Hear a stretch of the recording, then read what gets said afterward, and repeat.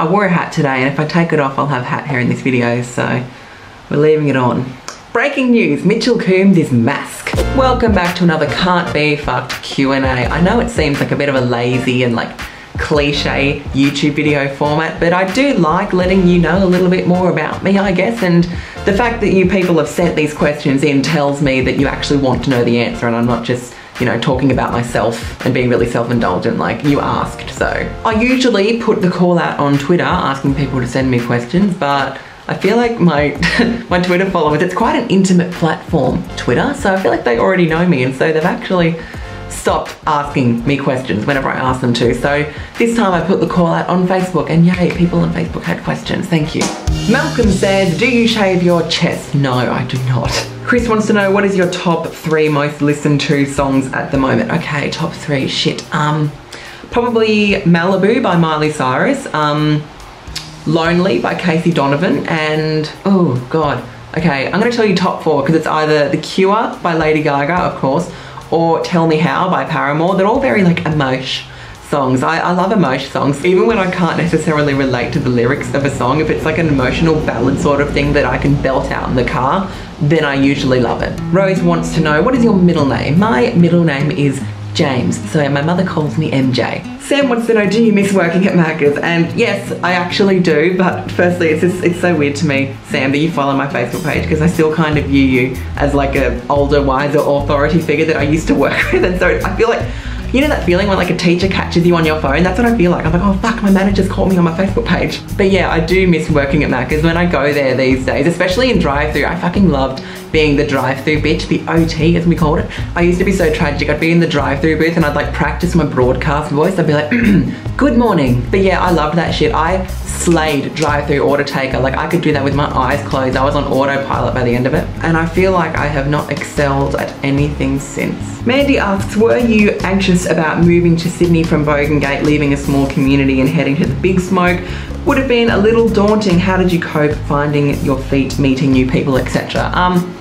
I kind of get asked this question a lot actually, and in terms of going from a small town to the city, you'd think it'd be a struggle and it would be hard to adapt, but I think I'm like a city boy at heart, so I just fit right in. Like I just adjusted so easily. I loved the city so much. But in terms of meeting new people, the first year I lived here in 2015 was, in terms of meeting new people, the first year I lived here in 2015, it was actually kind of a bit of a lonely one, to be honest. It wasn't too bad because I moved here with a friend from high school, Tamra, who you would have seen in my last video, quizzing my old housemates about who knows me better. But yeah, I knew Tamra obviously, and I kept in touch with a bunch of friends from high school and made a few new friends through my course, including Aislinn, but we didn't really hang out outside of class. So because it was such a lonely time, I think I made work and study my focus. Like I was constantly doing class work out of class hours and like doing work placements and work experience here, there and everywhere, which, you know, I don't regret. Having all that stuff on my resume has come in fucking handy. Plus I also spent a lot of time focusing on my health and fitness. I lost a bunch of weight, 30 kilos in total. Thank you very much. Because like I wasn't going to dinner with friends or going to parties or drinking heaps, so it was really easy for me to have like a mega strict diet, which is why now that I've put back on a little bit of weight, I don't care at all, because if this means that I have friends and I have a social life, then I'm okay with that. This is my present to myself. So like I said, 2015 wasn't the best year in terms of my social life, but last year in 2016, I really made it my focus to like put myself out there and make new friends, which was a daunting experience. I actually made a video about it titled Social Anxiety. But I lived on campus at uni, made a bunch of friends that way, made friends through my actual uni course, and then I went to work, made friends that way. And more recently I've been going gay clubbing a lot and I've made friends that way as well. So this will be my 3rd year living in Sydney, and I definitely feel like I've well and truly settled in. Like I willingly spend $5 on a coffee, so that's how you know you're a fucking Sydney-sider. Marshall asks, how and when did you know you were gay? Interesting question. I remember when I was like 11 or so, I used to like look at other guys and think, damn, he's not bad looking. I wish I looked that good. And so at first I thought that it was just jealousy, and then after a while I was like, wait, is that just jealousy or is that attraction? I literally remember the moment I realized I was on the fucking school bus and I just went wide-eyed. I was like, oh fuck, no, that can't be right. Let's just we'll stick a pin in that realization and we'll come back to that in a few years. And then until I was like 17, I like dated girls and I had crushes on girls. And at the time, I think they were like very real feelings. Like I was romantically interested in girls, but then after a while I realized I didn't want to fuck them. So when I realized that, I was like, maybe we should readdress that little realization you had when you were 11. And then it all just sort of clicked. I was like, oh, is that what's going on, is it? So I didn't properly come out until I was 18. Like, I was a bit of a late bloomer in that sense, because I think when I was growing up, I didn't really know any other gay people, so I never really thought about it. And like, my idea of normal was watching Neighbours. So it wasn't until I was 17, 18, I started watching YouTubers like Tyler Oakley, Troye Sivan, Connor Fred. Actually, I came out before Connor, that's right. He's a late bloomer too. So it wasn't until I started watching YouTubers like that I was like, wait, whoa. You can be like gay and happy. You can be gay and proud of who you are. What a concept. So yeah, I probably came out when I was 18, and I don't think I ever told my coming out story. Is that something that people would like to hear? I could make a video if there's interest, you know. Let me know in the comments if you'd like to see that. Your first boyfriend. I have nothing to say of him. You know, look, I don't regret my first boyfriend in the sense that it taught me not to just date anyone that gives you attention. You should actually make sure you're truly interested in them before you date them. I was 18 and I just moved to Sydney, and like, he was very nice, he was very good to me, and I didn't dislike him as a human being. So when he asked me out, I was like, alright, why the fuck not? Let's give this a go. And so after a month or so of me giving it a go, it kind of became clear that he was actually interested and I wasn't really. I was just giving it a go. Like, he was getting kind of attached to the relationship and I was kind of just like, meh, whatever. And like I said, I learnt not to just date anyone for the sake of it, and I haven't done so since. That sounds like I've been single for 2 years. It's not that I haven't dated anyone since, it's that I haven't dated anyone that I'm not truly interested in. Anyway, what do you look for in a guy? Okay, someone who is mature, like can have an adult conversation, but then also isn't afraid to like make a fool of himself and be a bit of a dickhead. Someone who, like me, is not like too superficial. Someone who doesn't really take anyone or anything too seriously. But then again, I kind of like it when people are passionate about something. I don't know. I feel like I'm just describing myself in a human. Like, I don't want to date myself. I'd be so fucking annoying. Patrick wants to know, do you shag on first dates? No, I have never. Emily says, what inspired you to express yourself the way you do? I don't know, there's plenty of like celebrities that I could credit for being the way I am, you know, like people I look up to who have inspired me, but I think my dad is actually a big part of the reason that I don't give a fuck about what other people think of me. Because you know how they always say that kids don't do what you say, they do what you do? Well, like, he always used to tell me, oh, don't worry what other people think of you, Mitch, and I'd be like, oh, well, that's all very well and good for you to say. Easier said than done, Ian. But then he would actually lead by example by like trying to embarrass us on purpose. You know, he'd grow his hair really long, or he'd grow like a gross beard, or wear ridiculous shirts, and we'd all tell him in the family, we'd be like, you're embarrassing, you look fucked. And it would become this running joke in the neighbourhood. Everyone would be like, oh, look at Ian's beard, look at Ian's hair. And the whole time he'd be like, I don't care, I want to grow a beard, so it's happening. And it wasn't until I was an adult that it like clicked. I was like, oh, damn, Ian, I see what you're doing. Makes sense. And so now I can like grow long nails and post ridiculous videos of myself on the internet and not really think twice about what other people think. How are the dogs doing? Sorry, it's been ages since you got them. I only just saw the video last week. I bet your parents do spoil them to bits, lucky things. Yeah, you're not wrong. They are spoiled rotten. I get sent photos all the time. They're so fucking cute. I miss them so much. If you don't know what I'm talking about, there's a video on my Facebook page, and I think it's on my YouTube channel actually, where I adopted a rescue pet for my parents for Christmas, and then I found out that that dog's mum was also up for adoption, and I felt bad, so I went back and adopted the mum as well. So now my parents have 2 new dogs, Millie and Jules. Julie is a sweetheart. She just loves everyone and everything unconditionally. I swear she would see a spider and be like, oh, someone to play with. Millie, however, is an attention-seeking little bitch, and if she sees us patting any other dog but her, she will fucking growl. But like, she's just too gorgeous to like be mad at. Just look at her. I later found out that the reason they were taken from their owner is because they were in like this 1 square meter backyard and they weren't being fed properly and all this stuff. But yeah, now they've got a whole farm to play on, so yeah, they're loving themselves sick. Who does your nails? Because they're fucking fabulous, especially paired with your bedazzled Kmart thongs.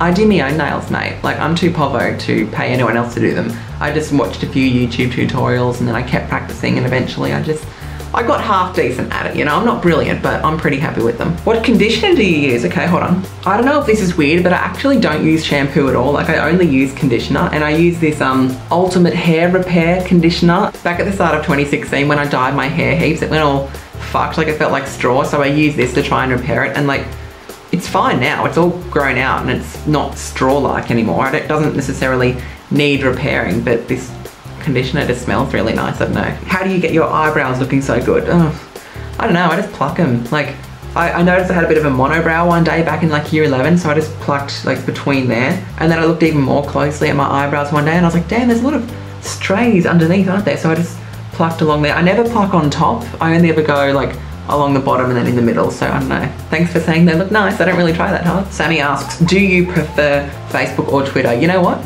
In all honesty, I prefer Twitter because, like I said earlier, I feel like it's a lot more intimate a platform. Like, I've gone to parties and stuff where I haven't met some of the people there, but because we already follow each other on Twitter, I feel like I know them. I'm just like, oh, hey, bitch. Like, we're already comfortable with each other. And also, I feel like I'm more myself on Twitter than I am on my Facebook page, because I feel like Facebook, like, they only like my page because they want to see funny videos, and so that's all I really reveal of myself. I just put funny stuff on Facebook. Whereas on Twitter, I am passionate, I'm emotionally unstable, I'm a mess, which is like the true me. I love your style. What are your top 3 places you shop for clothes? Fuck, I don't know, like Kmart. I'm a bit of a sucker for sales. Pretty much anything in that cupboard has come from like a 2-for-1 sale, and probably from one of those menswear shop, you know, like Connor, Roger David, Tom and all that. And I usually go to the DFO in Homebush for their end of clearance sales. So look, I don't really value fashion that much. Like this was my dad's in the 90s. I don't really care about what I wear. As long as I look fucking cute and it's a bargain, I wear it. I have no question because I'm not original, but can you please say Sam Ruber is a loser, please, and thanks. Sure, I just said it. Was that good enough? What's one thing you wish you could change about social media? Asks Rhiannon. Oh dear. Oh dear, we're going on a rant.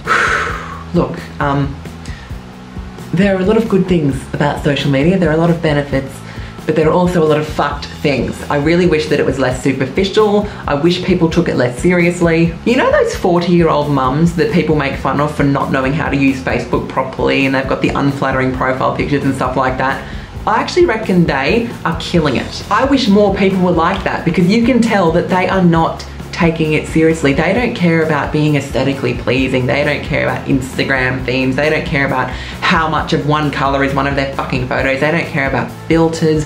They literally just use like Facebook as a way to keep in the loop with their loved ones. Like, it's just like, it's an extension upon human connection. They're not using it to maintain their brand. Like, I hate it when people tell me that my Instagram is my brand. Like, fuck off. I'm a human being, and like, Instagram is my photo album. I refuse to take it seriously, because there was once a time when I took social media really seriously. I was like, oh my god, this is my brand. This is like building my public profile. But I literally drove myself insane, so I can't get hung up on all that shit anymore. People are warping their lives in a way to try and impress others, and it just fucking does my head in. I'm not trying to impress anyone. I'm just being a dickhead, you know? The way I treat my social media now, you know how, like, I don't know, as a teenager, there was always that one kid in the friend group that had like a really cool toy, like a trampoline or a motorbike, and you would go to their place and you'd look forward to playing with that toy they had. That's kind of how I view my YouTube channel. Like, my friends come to me with their video ideas. They're like, oh, we should do this, we should muck around and make a video, and I'm like, yeah, whatever, bitch, let's do it. And that's why a majority of my videos have my friends in it with me now, because like, I find it more fun that way. And like, if you're not having fun, what's the point? I still enjoy doing solo videos like this, because like I said, I like people getting to know me, and I like doing like more serious sit-down videos where I talk about like topics that I'm passionate about and stuff. And one last question, what are you going to do now that you are an unemployed man? Good question.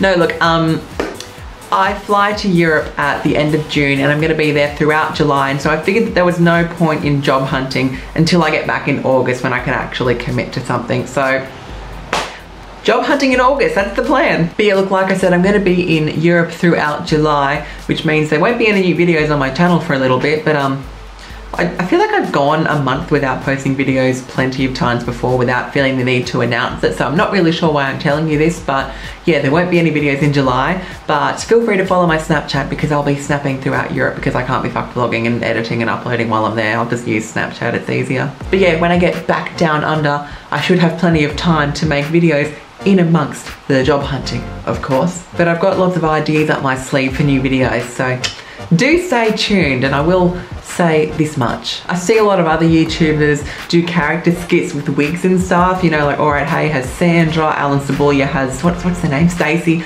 Kristen Hull has Trish, and they all look like they have heaps of fun with their character skits in the wigs, and I've always liked the idea of doing it, but I didn't want to look like I was copying them. But you know what? Fuck it. It's happening. Anyone who follows my social media closely enough would know that I have a Facebook alter ego in the name of Bernice Marie King. You can go and add her Facebook if you like. And so I thought that it would be fun to bring her to life. The costume is purchased and I'm really keen, so it'll be happening when I get back from Europe. Stay tuned. Thanks for watching this video though. If there were any questions I didn't answer, feel free to ask me stuff in the comments. I will respond. Wish me luck on my first ever overseas trip. I'm nervous and I'll catch you again soon. Bye.